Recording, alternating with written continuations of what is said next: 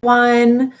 So I thought I'd do a separate coffee chat this morning just because I get so many questions about the coronavirus and the funeral industry and the deceased and bodies and what's going on. So I wanted to just do a little pointed video to address some of your questions you've been sending me, just to let you know kind of how things are going here for me. I am for a couple days in quarantine, or self-quarantined with my girls, and just trying to lay low. So good morning, everyone. It's this is an unprecedented thing for everyone in this world. It's kind of brought globally everyone together. It's still a little bit surreal. However, I will say, so I was at a funeral on Monday, and a woman brought her son into the funeral because they thought they needed to come to the funeral before they went to go get tested.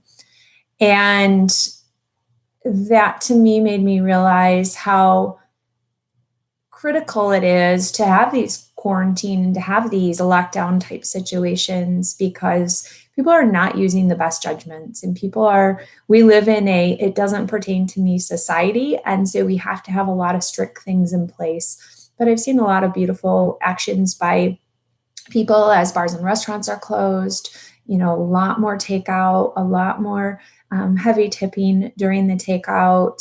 So that has been really nice to see as well. But at work, I'm seeing, we're seeing people that are not making the best choices. So limiting number of people is, after Monday, I think completely a great idea, because people are not using judgment well. Every state is still different as to the rules and regulations they're following. The CDC is releasing their recommendations, but they're not law, they're not rules that we have to follow. So until governors are implementing in each state what needs to be followed, or funeral groups are, funeral associations are implementing things. I heard yesterday that there is one state that's, if the funeral home is found to not be following the, small group guidelines, that their licenses may be pulled because they're, potentially risking exposure for people. So I had some thoughts that I wanted to just read through. I think like many, I last night I was up super late, just couldn't sleep, just going through information. New information comes out, thoughts, and kind of reading what funeral directors across the nation and the world are doing for these types of situations, how everybody's responding, how families are responding to what the funeral homes are deciding to do. I'm not looking at questions as much on the side, so stick with me, guys. I think that it would be great if we had one protocol to follow that a funeral director can say pointedly, and that it is put out there that right now we're not having services for the public, unfortunately, that you are limited to your immediate family. Yeah, but sometimes immediate families we get are 60, 70 people. If somebody had 10, 12 children, and those children will have kids, then we have new situations. But not just trying, but saying these are our limits and this is what we can do. And maybe you have 2 funerals for that person and the family divides in half and they can't all be there together. I know that sucks. Like the fact that people have to go through those moments and they have to be in sorrow without support around them and without their full family and without doing what they want to do to honor their loved one. Unfortunately, funerals often have a large percentage of elderly people, sick, people that have health issues that can't be exposed to all these other people that are coming in. And as much as you don't want to shake hands and you don't want to embrace and you don't want to approach people, you just kind of do it out of habit. It was hard. I wanted to duct tape my hands to my side working a funeral this week because I wanted to extend my hand. I wanted to, put my hand on somebody's arm. I'm a toucher. I'm an embracer. I'm a consoler. And so it's hard to not do that. And so we're kind of retraining ourselves right now to hold off in this isolation even when we're with other people. And it's not fair, but to limit the spread of the disease, the virus, we have to do that for a little while, because otherwise, oh, I'm just going to do this for a few minutes, or oh, I'm just going to go here quick, or oh, I'm going to do that. And every little oh, I'm going to is a chance that something may spread. It's really scary, guys. And I get that it doesn't seem like that scary of a disease because, a lot of people get it and they live through it. But because of how contagious and how quickly it is spreading, and there is no vaccine, there is nothing they can do. It doesn't mutate as fast as influenza, but it still mutates. So they're still chasing this thing down all these different rabbit holes because as soon as they catch up to it, there's a new strain that they have to figure out how to follow. So, Chrissy, what is not true?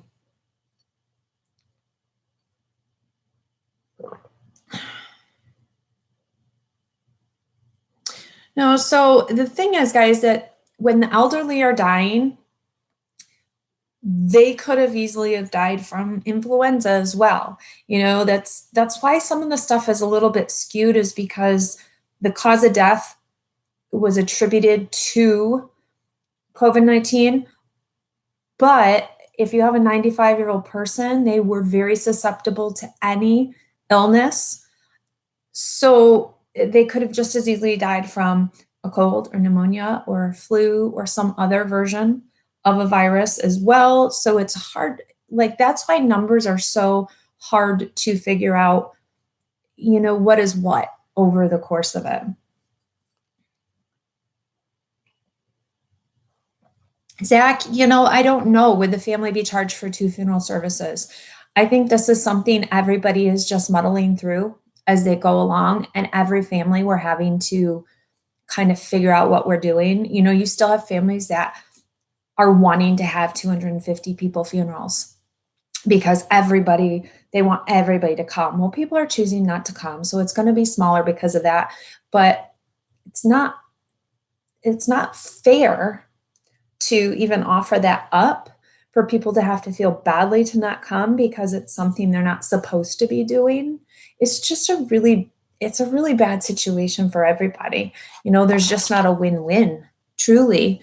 But if we had rules or laws in place right now that we knew we had to follow, and we could tell families we are following these because these are the laws, so you have to follow them as well, unfortunately, then there's no question, there's no bartering, there's no, trying to figure anything out. But we don't want families to have to choose immediate cremation or something just because they feel like that's their only option, or, certain things. We want to be able to offer what we can within, regulations. It's just such a gray area. It's such a gray area between counties, between states, between everywhere. So we're doing our best. But we're always going to be failing somebody somewhere because it's not exactly what they want in the moment. Also, with doing this, if families want these things, they're also putting our staff at risk. Every funeral home has typically retired part-time staff. So they're older, they're in a high risk, segment anyway. And so we are exposing them to everybody coming in. And so then a lot of them are saying they don't want to work. So then we're having a staff shortage because we don't have people to even work the visitations or services if people are choosing to do it because the staff is wanting to self-quarantine themselves. So there's a lot more than just the families. It's this whole staff that we have, and we're in close quarters, and we're, still there and working just like medical professionals. We still have to be on duty. When people die, there are still deceased in bodies, and we still have to handle people. And it's not just deaths from COVID-19. It's just everyday deaths. There's still car accidents. There's still suicides. There's still heart attacks. There's still everything happening. And so we have to care for everybody. Hey, Brad in St. Louis. Yes, a lot of people are trying to do live stream funerals or they're taping the funeral and then trying to upload them quickly to their Facebook or to a YouTube or somewhere that it can get public quickly after, or people are choosing maybe cremation and then we'll be doing a memorial service once this has passed. So it's so hard. Kari, don't most COVID-19 host cases survive after very mild illness? Host cases survive after very mild illness. So there is a large number of people that don't even exhibit symptoms and they're carrying. They are, as you said, hosts for this illness. And that's why, I could have been exposed to somebody who had it on Monday. I could be carrying it now for 2 weeks. And everybody I come in contact, I'm exposing them, but I never even know I had it because I'm not exhibiting any symptoms and I never do. So that's the scary part, I think, is because we can be carriers without having exhibited any symptoms. I don't know, I think there's still other diseases and viruses and such that I'm way more scared of, obviously, but I think because it's so rampant that people aren't following protocol to try and get it contained, that's the part that scares me. Society and humans and this hoarding going on where people are buying 4 grocery carts of toilet paper or filling their whole grocery cart with, milk and bread and trying to like stock up for end of days. That to me is what is scary, is the reaction to, possibilities. It's like walking dead response. It's just, that to me is a little bit scary. And so, if somebody dies of this, we may not find out that that is the cause of death or that was an attributing factor for several days because, they may have a biohazard label, but we may not be told right away. There's HIPAA and there's all these things. So we may not be told if the family doesn't tell us, but the family is then going to quarantine. So we can't really meet with the families. We do have to do some virtual meeting with families, doing FaceTime, all online things. If we do have a deceased that died from the illness. And, that will come over time. And that we'll find out if there's going to be a huge influx. Like I think Italy kind of spiked with, everybody. So we'll have to see over time what happens there. Hoarding is also affecting, and not just hoarding, but, the medical community and everybody who's maybe going to encounter somebody that dies of this, that they are buying all the gloves. We're having a hard time purchasing gloves and the right respirators and things for doing prep work, because we have to consider that everybody that dies might potentially be carrying this illness. And we're having a hard time getting PPE, personal protective equipment that's needed because everyone is getting so much more of this ordered, hospitals and everywhere, that it's hard to acquire right now. So we are running into some of that there's not just a shortage, but it's harder to find. And it's, we go days without being able to get it. And then we get, just like everyone in the world, in toilet paper. Same thing with rubber gloves, same thing with our latex gloves, same thing with respirators and things. We're trying to, get things stocked back up or get things in our stock that we're not able to readily get. Let me see what my other notes are. So we're doing our best. We're preparing for the worst. We are working with every family kind of as needed basis and kind of working with their needs and making decisions for our staff and ourselves.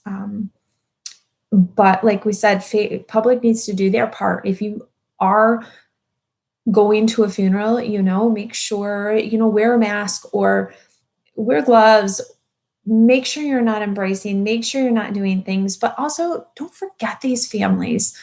They're having to go through losses, like I said, without having support, without somebody sitting and holding their hand and hugging them possibly.